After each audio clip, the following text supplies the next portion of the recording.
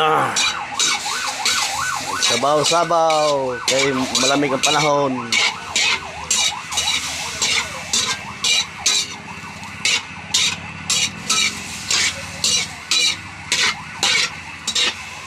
Mapula-pulahin muna natin mga lods para maano yung katas ng ano niya.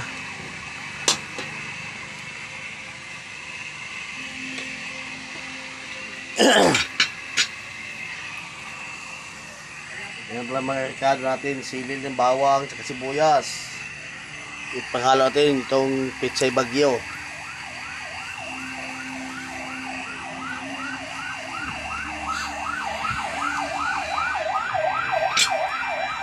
Ayun, sunog.